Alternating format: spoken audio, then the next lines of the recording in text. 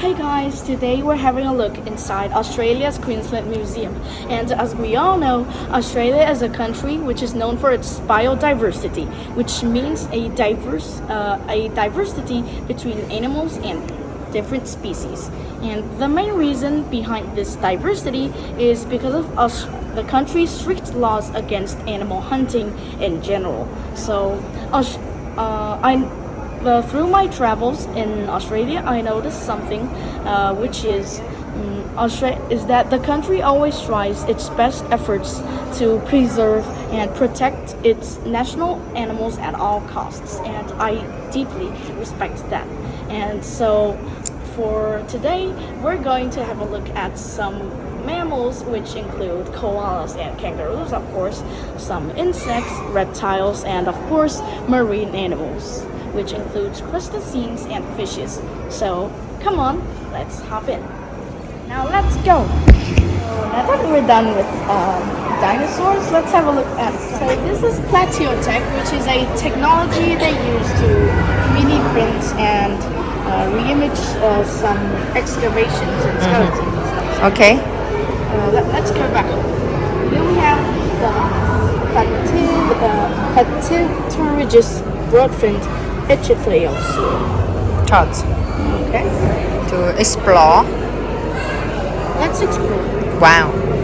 Here is Dr. Scott.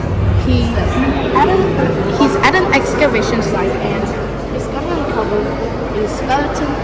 So this is our 3D model and stuff. This is what Plateotech is about. So here we have the body.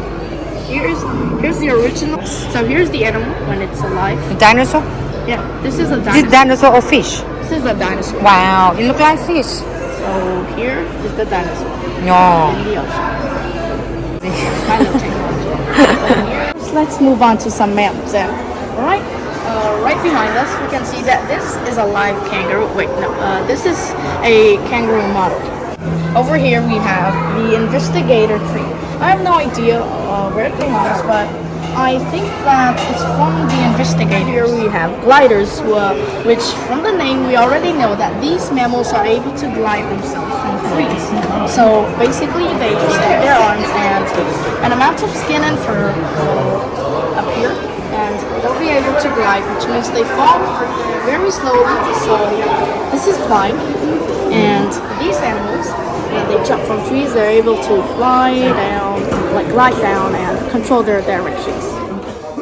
Here we have some birds, and the thing is, I've actually seen these birds quite frequently while traveling through Australia. So these birds are actually very common in public, and you can see them in parks, on trees, literally anywhere.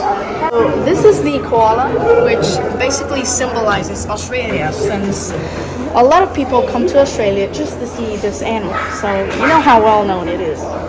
And we have bats and skeleton with claws of the Australopithecus wintonensis, which is a theropod dinosaur. Over here we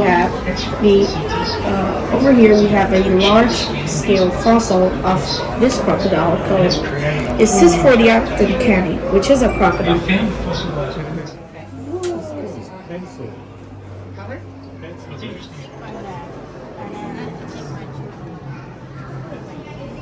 This case named the Grand Parade.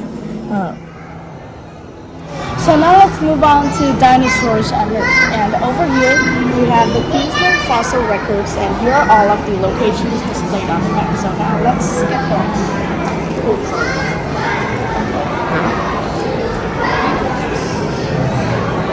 What's this? So over here we have Australopithecus wintonensis. This is the scientific name, and it's a theropod. Here we have the Triassic period, and you can read the time for yourself. So here we have a display of some features as well as this is a microscope that allows us to see different rock samples from that are collected from different countries. So let's look at this. Okay.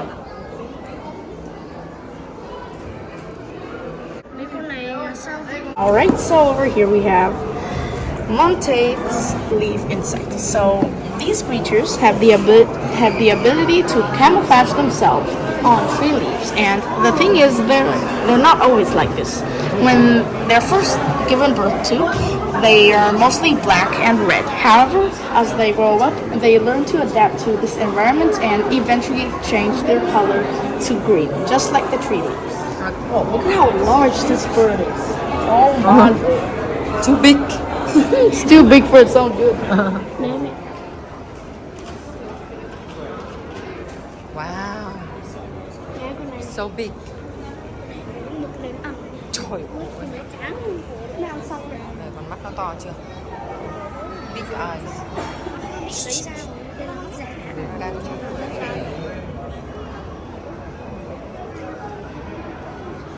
Mà cái mắt